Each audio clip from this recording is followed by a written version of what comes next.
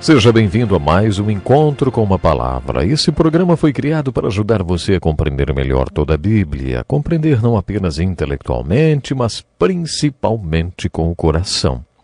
O meu desejo é ajudar o povo de Deus a entrar na Palavra de Deus, para que a Palavra de Deus entre na vida do povo de Deus. No último programa falamos sobre os 2 primeiros capítulos da carta de Paulo aos Gálatas, em que ele expõe verdades profundas que recebeu por revelação de Jesus quando estava no deserto da Arábia. No versículo 20 do primeiro capítulo, Paulo diz: "Quanto ao que lhes escrevo, afirmo diante de Deus que não minto." Quando terminamos o último programa, desafiei você a fazer uma escolha, acreditar que Paulo era um grande mentiroso, ou que foi um dos maiores milagres do Novo Testamento, afinal, ele escreveu metade dele. Quando estudamos o Evangelho de João, disse a mesma coisa.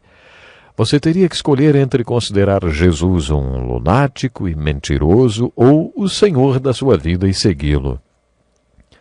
Antes de continuarmos o estudo desta carta, você terá que decidir o que pensa de Paulo. Ele era um lunático, mentiroso, ou realmente recebeu de Jesus a revelação de todas essas verdades tão profundas? Você terá que fazer a sua escolha. Qualquer pessoa que lê as cartas de Paulo pode se perguntar de onde ele tirou tanta informação. Ele não estava entre os apóstolos que passaram 3 anos vivendo com Jesus. Ele conta nesta carta aos Gálatas que não foi para o seminário em Jerusalém. Logo na introdução, Paulo conta de onde tirou todas as informações compartilhadas em suas cartas.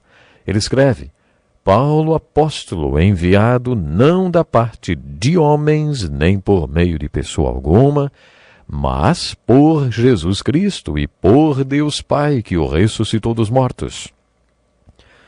Depois, no versículo 11, ele escreveu: "O evangelho por mim anunciado não é de origem humana. Não o recebi de pessoa alguma, nem me foi ensinado. Ao contrário, eu o recebi de Jesus Cristo por revelação." Pregadores comuns como eu, isso mesmo, que ensinam as Escrituras, têm de dizer: "Eu, ministro do Evangelho, sou ministro de homens e por homens." De homens, porque fui ordenado por homens.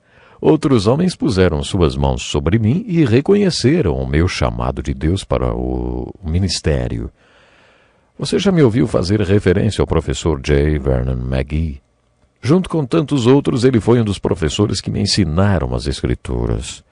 Por isso o que estou ensinando para você é de homens e por homens.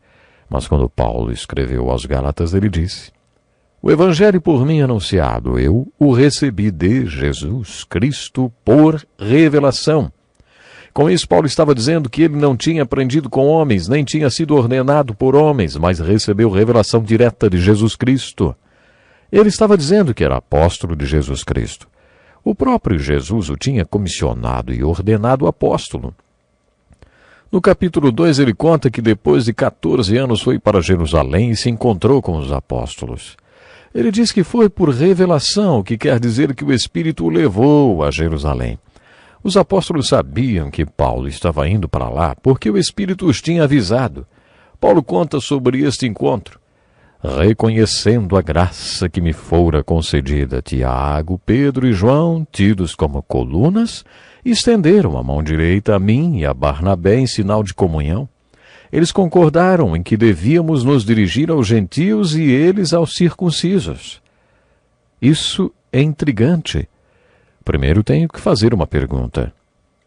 Como Paulo provou que aqueles apóstolos, como ele provou para eles que ele era tão apóstolo quanto eles? O que Paulo quis dizer quando escreveu "reconhecendo a graça que me fora concedida"? O que os apóstolos viram que os convenceu que Paulo era um apóstolo como eles? A palavra charis significa graça. Chamamos a atuação da graça na vida de uma pessoa de carisma.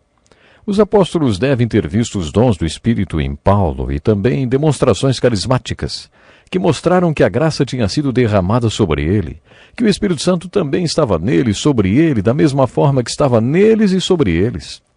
Os apóstolos tinham vivido com Jesus durante 3 anos, e Paulo deve ter dito que também tinha vivido durante 3 anos com Jesus.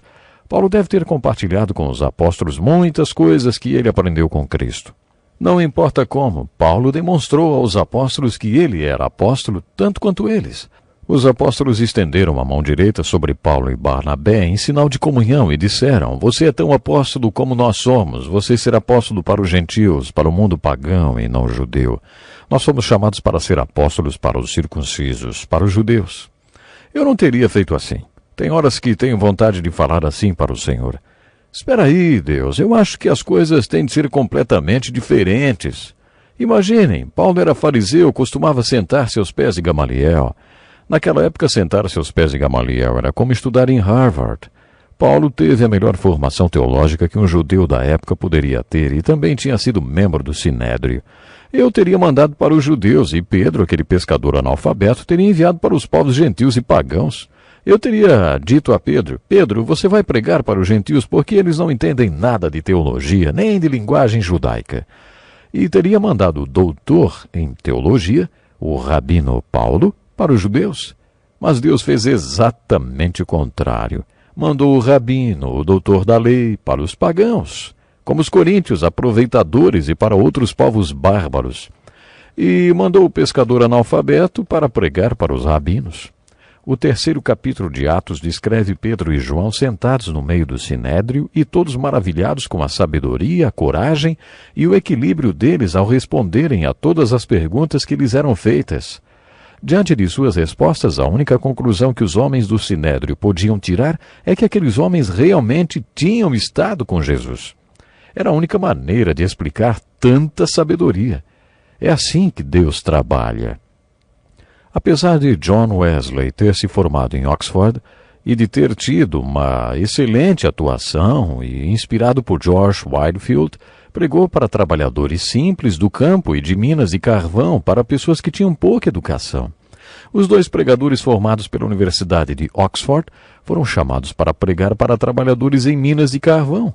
Eles puderam ver os rostos daqueles mineiros cobertos de carvão serem lavados por lágrimas, enquanto o evangelho era pregado e muitos se convertiam. Mais ou menos 100 anos depois, Deus levantou um homem chamado Dwight Moody, que não tinha nenhum estudo e que trabalhava como vendedor de sapatos para pregar na mesma Universidade de Oxford. Sua gramática era terrível, mas mesmo assim, quando pregava, os estudantes da Universidade de Oxford se convertiam. Moody pregou na Inglaterra e muitos profissionais e acadêmicos se converteram. No começo, a plateia se chocava com sua maneira de se expressar e talvez até se perguntavam o que aquele fazendeiro americano tinha para lhes falar. Mas depois de 10 minutos ninguém se lembrava quem era Moody. Era como se ouvissem outra voz e antes de se darem conta, se convertiam. Acho que Deus tem um senso de humor muito bom.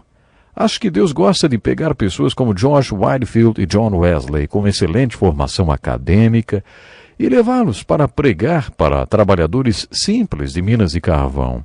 Ao mesmo tempo, Deus também gosta de usar homens simples como Moody para pregar na Universidade de Oxford e em auditórios da Inglaterra. Deus fez a mesma coisa com o rabino Paulo, que pregou para os gentios, e com Pedro, o pescador analfabeto, que pregou para os rabinos. Nos capítulos 1 e 2 de Gálatas, Paulo conta que é assim que Deus trabalha. Nestes 2 capítulos, ele trata da questão do evangelho apóstata. Ele chama esse evangelho apóstata de outro evangelho. Não existe outro evangelho. Existe apenas um, o que Paulo pregou quando estava na Galácia. De acordo com Paulo, esse outro evangelho é apóstata, e qualquer um que pregar outro evangelho deveria ser amaldiçoado. Para que ninguém tivesse dúvida, ele falou isso 2 vezes. Depois, confrontando esse evangelho apóstata, ele falou sobre o seu evangelho. Ele diz: eu não aprendi este evangelho em nenhuma escola de rabinos, também não aprendi de homem nenhum. Não precisei ler livros para aprender sobre ele. Eu o recebi de Deus. Jesus o revelou para mim enquanto eu estava na Arábia, e este é o único evangelho que prego. É um evangelho único e absoluto. Como já mencionei, a carta aos Gálatas foi a única carta que Paulo escreveu de próprio punho. Para todas as outras cartas ele contou com um escrivão. Você está lembrado que ele tinha um problema da visão? Ele precisava mesmo de alguém que escrevesse para ele. Podemos concluir que o seu espinho na carne era um problema de visão que o levou a quase completa cegueira. Paulo diz que escreveu esta carta de próprio punho. Ele estava tão bravo que nem conseguiu esperar o escrivão chegar. Talvez nos últimos capítulos da carta ele tenha usado letras garrafais, porque mal conseguia enxergar. Tudo que falamos até agora sobre a carta de Paulo aos Gálatas foi apenas uma introdução. O conteúdo desta carta é muito semelhante ao da carta aos Romanos. Poderíamos até intitulá-la Carta de Síntese da Carta aos Romanos. Paulo estava muito tocado emocionalmente quando a escreveu. Mas por que ele estava tão emocional, vamos dizer assim? Porque a mensagem da graça que ele tinha pregado estava sendo contaminada. Lembre-se que estas cartas não foram organizadas na Bíblia de acordo com a data em que foram escritas. Elas foram compiladas conforme o seu conteúdo. Os estudiosos não sabem afirmar, com certeza, onde Paulo estava quando escreveu esta carta. Mas é certo que ele a escreveu na sua terceira viagem missionária. Alguns dizem que foi em Filipos, outros em Éfeso e outros em Corinto. Diante de tantas opiniões, só podemos concluir que ninguém sabe onde ele estava quando escreveu esta carta. Podemos fazer um estudo muito interessante se compararmos a carta aos Gálatas com o livro de Juízes no Velho Testamento. Você deve se lembrar que o livro de Juízes mostra que as consequências da apostasia são terríveis. E ainda hoje são. Se você não crê nas Escrituras, vai pregar sobre o quê? O que acontece se você não pregar o Evangelho nem as Escrituras? Este é o assunto da carta aos Gálatas. Nela, um evangelho apóstata é exposto pelo evangelho absoluto, pregado por Paulo quando ele esteve na Galácia. É uma pena, mas o meu tempo acabou. Antes de encerrar, quero passar uma tarefa para ser feita por você até o próximo programa. Vimos que Paulo estava muito bravo, porque o evangelho estava sendo confundido. Sua tarefa será ler outra vez a carta aos Gálatas e definir o evangelho apóstata e o evangelho absoluto que Paulo pregava. Tenho certeza que isso o ajudará a entender a mensagem de Paulo e a mensagem de Cristo. Até o próximo programa. Deus lhe abençoe grandemente. Este é um estudo escrito pelo Dr. Dick Woodward, na voz do pastor Edson Bruno.